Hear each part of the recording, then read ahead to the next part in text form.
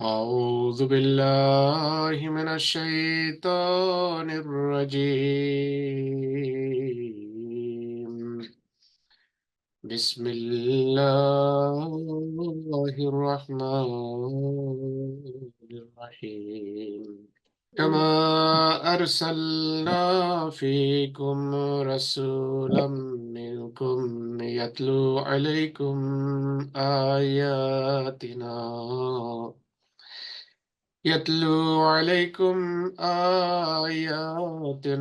ويزكيكم ويعلمكم الكتاب والحكمة ويعلمكم ما لم تكونوا تعلمون. 152 নম্বর আয়াত আমি তেলাওয়াত করেছি, এখন অনুবাদ পড়ছি। কামা কামা কামা কা শব্দ আরবিতে তুলনার জন্য আসে, কা। তো কামা মানে যেভাবে, কম্পেয়ার হচ্ছে এখানে। কামা যেভাবে, আরসাল আরসাল না, নাম অর্থ হলো আমরা। তো আরসাল না আমরা পাঠিয়েছি, আরসালা আরসালা সে পাঠিয়েছে, আরসাল তো আমি পাঠিয়েছি, আরসাল না আমরা পাঠিয়েছি। ইন্না আতাইনা, ইন্না মানে নিশ্চয় আমরা। তো সেখানে যে নুন আছে আমরা, নুনটা বহু বচনের জন্য আসে। আরসালনা আমরা পাঠিয়েছি, রসুল শব্দ এটা থেকে। রসুল মানে, রসুল মানে প্রেরিত, যাকে পাঠানো হয়েছে। সেখান এই শব্দটা এটি থেকে উদ্ভূত। আরসালনা আমরা পাঠিয়েছি, ফি কুম, ফি অর্থ আমি অনেকবার বলেছি। Again, I'm just starting from the very beginning. কামা কামা যেভাবে, কা আমি বলেছি তুলনার জন্য আসে, মা অর্থ হলো যা। তো কামা একসাথে হবে যেভাবে। আরসালনা আমরা পাঠিয়েছি, আরসালনা আমরা পাঠিয়েছি, ফিকুম তোমাদের মাঝে। ফি আমি আগে বলেছি অনেকবার, ফি এবং এর অনেকগুলো সাথী আছে, যেগুলোকে প্রিপোজিশন বলতে পারে, ইংলিশে প্রিপোজিশন বলা হয়। আর আরবিতে বলে হরুফে জার, মানে এমন এমন শব্দ, এমন অক্ষর বা শব্দ যাই বলেন, এরপরে যে নাউন আসে বিশেষ্য, সেটিকে সবসময় এটি জের দেয়। ফিকুম তোমাদের মাঝে, রসুলান একজন রসুল, রসুলান একজন রসুল, মিনকুম তোমাদের মধ্য থেকে, রসুলান একজন রসুল, মিনকুম তোমাদের মধ্য থেকে। মিন এবং ফি একই, তারা সাথী, তারা একজন আরেকজনের বোন। ঠিক আছে, ফি কুম, মিন কুম, আলাইকুম, হ্যাঁ, বেকুম, বে, ফি, মিন, এগুলো একই গ্রুপের। তো ফিকুম তোমাদের মাঝে, মিনকুম তোমাদের মধ্য হতে, রসুলাম মিনকুম তোমাদের মধ্য থেকে একজন রসুল। মিন এবং কুম দুটো সন্ধি হয়েছে। কুম হলো এটি সর্বনাম। কা কা হলো এক বচন, কুম হলো বহু বচন। কা, কুমা, কুম আরবিতে কা তুম হলো তুমি, তুই, কুমা তোমরা দুজন, কুম তোমরা সবাই। কা, কুমা, কুম। কা এক বচন, কুমা বহু বচন, দ্বিবচন, আর কুম বহু বচন। আরবিতে 3টা বচন হয়। তো রসুলাম মিনকুম তোমাদের মধ্য থেকে একজন রসুল, ইয়াতলু যে তেলাওয়াত করে, আমরা সকালে তেলাওয়াত করি না, সে এই শব্দের অতীত রূপ হলো তালা। তালা আর বর্তমান কালের চিহ্ন হলো, আমি বলেছি ইয়ে, তে, নুন, আলিফ। তো এখানে শুরুতে ইয়ে আছে দেখছেন আপনারা, ইয়াতলু তালা, ইয়াতলু, ইয়াতলু সে তেলাওয়াত করে, ইয়াতলু, ইয়াতলু তেলাওয়াত করে, আলাইকুম তোমাদের ওপর। এর বাংলা ঠিক না, তার মানে হলো তোমাদের সামনে, তোমাদের কাছে। ইয়াতলু আলাইকুম তোমাদের জন্য তেলাওয়াত করে, তোমাদের সামনে তেলাওয়াত করে। আয়াতেনা, আয়াত মানে আয়াত, না আমাদের, আমি শুধু তো বলেছি না মানে আমাদের। ওই যে আরসাল নাতে দেখতে পেয়েছেন আপনারা, আয়াতিনা আমাদের আয়াত, আমাদের আয়াত সমূহ তেলাওয়াত করে। ওয়া ইউজাক্কিকুম, ওয়া মানে এবং, ইউজাক্কি জাক্কা থেকে বর্তমান কাল, ইউজাক্কি বর্তমান কালের চিহ্ন শুরুতে আমি বলেছি কি হয়, ইয়ে। এগুলো লিখে রাখেন, আপনারা যদি এগুলো এতদিন যারা শুনেছে তারা যদি লিখে থাকে এতদিনে বুঝে যাওয়ার কথা। অতীত কালের ক্রিয়ার অতীত রূপ, সেটার সামনে বা সাথে যদি আপনি কতগুলো অক্ষর যোগ করেন তাহলে সেটি বর্তমান রূপ হয়ে যায়। যেমন জাক্কা থেকে, জাক্কা মানে সে পাক করেছে, তো এখন শুরুতে ইয়ে লাগান, ইউজাক্কি সে পাক করে। আমরা সূরা জুমার আয়াতে পড়েছি ইউজাক্কিকুম ওয়া ইউআল্লিমুকুমুল কিতাবা ওয়াল হিকমা, সেখানে এই ইউজাক্কি শব্দটা আছে। তো ওয়া ইউজাক্কি এবং সে পাক করে তোমাদেরকে, কুম মানে তোমাদেরকে। আল্লাহ তাআলা বলছেন আমি রসূল পাঠিয়েছি তোমাদের মাঝে, তোমাদেরই মধ্য থেকে, কি করে, ইয়াতলু আলাইকুম আয়াতেনা তোমাদের কাছে আমাদের আয়াতগুলো পড়ে শোনায়, ওয়া ইউজাক্কিকুম এবং তোমাদেরকে পবিত্র করে। অর্থাৎ আয়াত পড়ার ফলাফল হলো পবিত্রতা।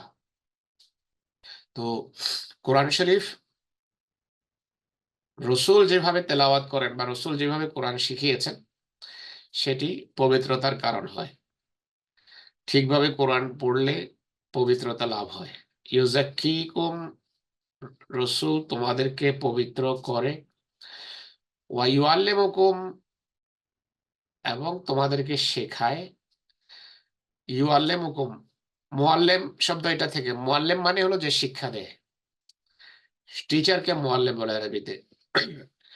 ওই ইউ আল্লেম শুরুতে ইয়ে আছে বর্তমান কালের চিহ্ন, আল্লামা হলো অতীত রূপ, শুরুতে ইয়ে লাগান, ইউ আল্লেম। ওয়া এবং ইউ আল্লেমুকুম তোমাদেরকে শিখায়, কিতাবা কিতাব ওয়াল হিকমাতা এবং প্রজ্ঞা, হেকমত, হেকমত শিখায়, হেকমত মানে হলো প্রজ্ঞা। ওয়া ইউ আল্লেমুকুম এবং তোমাদেরকে শিখায়, ওয়া এবং ইউ আল্লেমু সে শিখায়, কুম তোমাদেরকে, মা মানে হলো যা, মা যা, হোয়াট যেটি, যা মানে যেটি, লাম তাকুনু তালামুন, লাম তাকুনু তালামুন, লাম দেখেন লাম শব্দ আসছে এই তাকুনুর পূর্বে। তো তে আপনারা জানেন এটা বর্তমান কালের চিহ্ন, তাকুনু তে এটা হলো বর্তমান কালের চিহ্ন, তার অর্থ হলো তে উঠিয়ে দেন তাহলে কি হবে, কুনু। আসলে এই শব্দটা এসেছে কানা থেকে। তো লাম যখন বর্তমান কালের পূর্বে লাম শব্দ আসে সেটিকে অতীত বানিয়ে দেয়, এটি গ্রামারের আরেকটা দিক। লাম তাকুনু তালামুন যা তোমরা জানতে না, লাম তাকুনু তালামুন যা তোমরা জানতে না, তোমাদেরকে শিখিয়েছেন তিনি যা তোমরা জানতে না। এখন আয়াতটা আবার পড়ে দিই, কামা অ্যাজ যেভাবে, অ্যাজ আরসালনা উই সেন্ট, আরসালনা আমরা পাঠিয়েছি, আরসালা মানে সে পাঠিয়েছে, হুয়াল্লাজি আরসালা রসুলাহু তিনি তার রসুলকে পাঠিয়েছেন, বিল হুদা হেদায়েত নিয়ে। ওই সেই আরসালা শব্দ, আরসালা সে পাঠিয়েছে, আরসালনা আমরা পাঠিয়েছি, কামা আরসালনা যেভাবে আমরা পাঠিয়েছি, ফি মানে মধ্যে, কুম তোমাদের, তোমাদের মধ্যে আমরা পাঠিয়েছি বা তোমাদের প্রতি আমরা পাঠিয়েছি, রসুলান মিনকুম, তোমাদের মধ্য থেকে এক রসুল। রসুলান এক রসুল, মিনকুম তোমাদের মধ্য থেকে, ইয়াতলু যে পাঠ করে, আলাইকুম তোমাদের সামনে, তেলাওয়াত করে, যে তেলাওয়াত করে তোমাদের কাছে, আয়াতে না আমাদের আয়াত, ওয়ায়ুজাক্কিকুম এবং তোমাদেরকে পবিত্র করে, ওয়ায়ুজাক্কিকুম এবং তোমাদেরকে পবিত্র করে, ওয়ায়ুআল্লিমুকুম এবং তোমাদের সে শেখায়, আল কিতাবা কিতাব, ওয়াল হিকমাতা এবং প্রজ্ঞা, ওয়ায়ুআল্লিমুকুম এবং সে তোমাদের শেখায়, বর্তমান কাল হয়ে গেছে আপনি দেখছেন, ইয়া আল্লামা শুরুতে ইয়ে এসেছে, ওয়ায়ুআল্লিমুকুম এবং তোমাদেরকে সে শেখায়, মা মানে যা, লাম তাকুনু তোমরা ছিলে না জানতে, তোমরা ছিলে না জানতে, এটা বাংলা হয় না, যা তাহলে ইডিওম্যাটিক হবে, যা তোমরা জানতে না। লাম তাকুনু তালামুন, তোমরা যা জানতে না তা তিনি তোমাদেরকে বা তা সে তোমাদেরকে শিখিয়েছেন। এখন পরের আয়াত, যারা নোট করে কথাগুলো তারা কিছুদিন পরে নিজে কোরআন শরীফ বুঝতে পারবে নিজেরাই যখন পড়বে। আজকে তো উপস্থিতি মার্শাল্লাহ আমাদের ক্লাসের দৃষ্টিকোণ থেকে রকেট হাই, মানে অনেক ভালো উপস্থিতি, খুব ভালো, এটা ধরে রাখেন। পরে আয়াতটা পড়ি, এটা খুব প্রসিদ্ধ আয়াত, ফাজকুরুনি আযকুরকুম ওয়াশকুরু লি ওয়ালা তাকফুরুন, ফাজকুরুনি আযকুরকুম ওয়াশকুরু লি ওয়ালা তাকফুরুন। ফা, শুরুতে ফা এসেছে, পেছনের আয়াতে আল্লাহ বলছেন আমি তোমাদের কাছে একজন রসুল পাঠিয়েছি যে আমার আমার আয়াত তোমাদেরকে পড়ে শোনায়, তোমাদের পাক করে, কিতাবের প্রজ্ঞা শিখায়, আর সেই সমস্ত জিনিস শিখিয়েছে বা শিখায় যা তোমরা জানতে না। এর এই দাবি আল্লাহ তাআলা এখন স্মরণ করাচ্ছেন। আল্লাহ বলছেন তাই তোমরা আমাকে স্মরণ করো, একজন রসুল পাঠালাম এত মহান, যে কিতাব শিখায়, পবিত্র করে, জ্ঞান শিক্ষা দেয়, সব যা দরকার সব শিখায়। তো এরই কৃতজ্ঞতা আল্লাহ তাআলা চাচ্ছেন। ফাসকুরুনি, সুতরাং তোমরা আমাকে স্মরণ করো, জিকির করো। এই যে জিকির থেকে শব্দটা, ফা অতএব, সুতরাং, সো উযকুরুনি রিমেম্বার মি, আমাকে তোমরা জিকির করো, আমার জিকির করো, আমাকে স্মরণ করো। জিকির মানে হলো স্মরণ। ফাসকুরুনি, তোমরা তাই আমাকে স্মরণ করো কৃতজ্ঞতার জন্য। কিন্তু এরপরও আল্লাহ তাআলা বলছেন আজকুরকুম, তাহলে আমি তোমাদেরকে স্মরণ করব। আজকুরকুম, এটা প্রথমটাকে বলে আরবিতে ফাজকুরুনি, আমাকে স্মরণ করো, আজকুরকুম, আমি তোমাদের স্মরণ করব। প্রথমটাকে বলে শর্ত, দ্বিতীয়টাকে বলে শর্তের উত্তর, জবাবের শর্ত।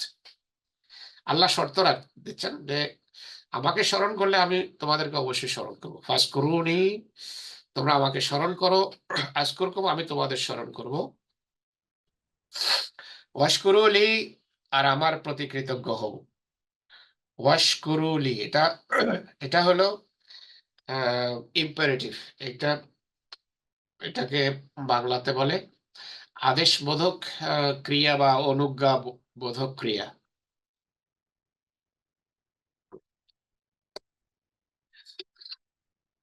তোমরা আমাকে স্মরণ করো, আমি তোমাদের স্মরণ করব।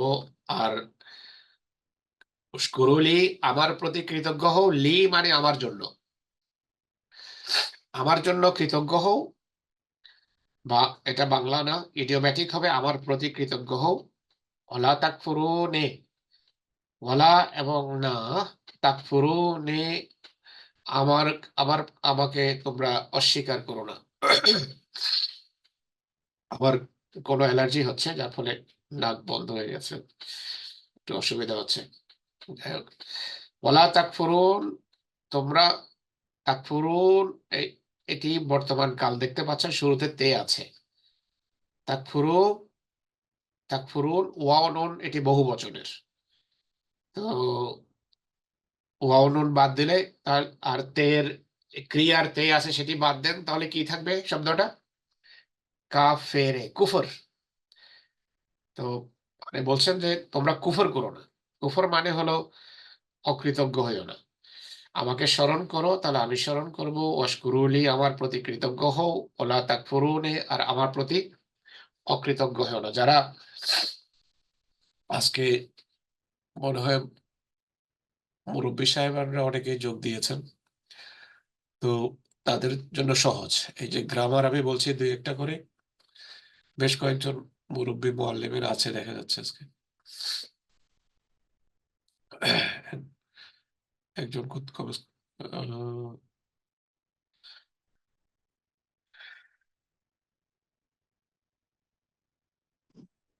কয়েকজন আছে, বেশ কয়েকজন নেই।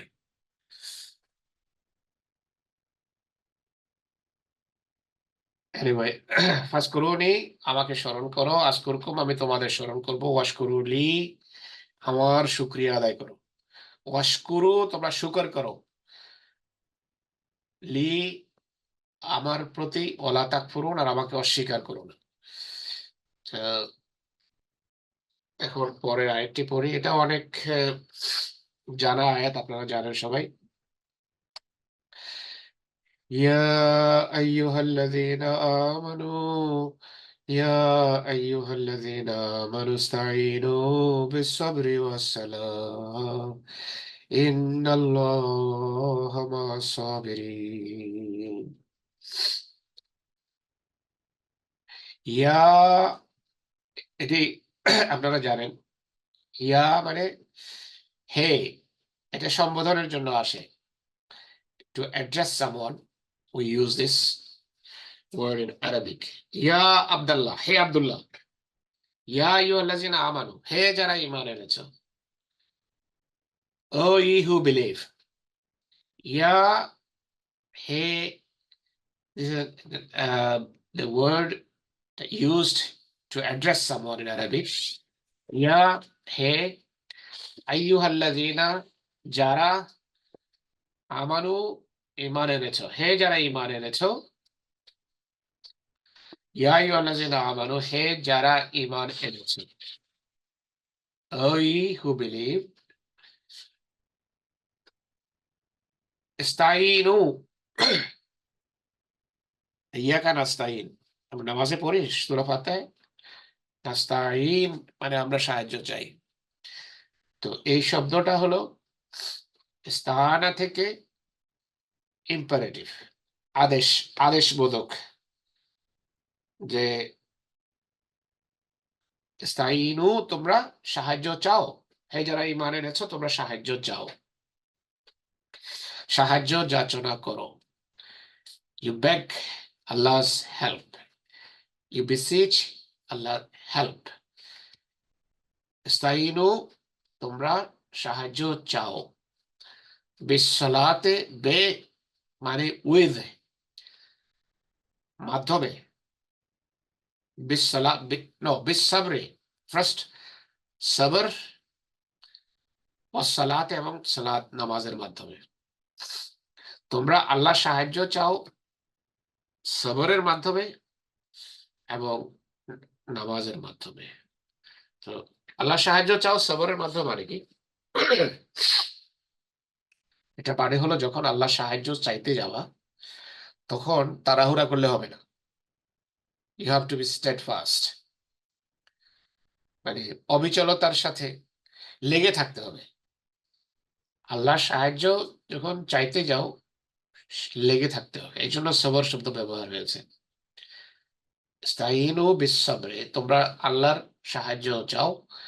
বিসসাবরে, ধৈর্যের সাথে। ওয়াসসালাত, এবং নামাজের মাধ্যমে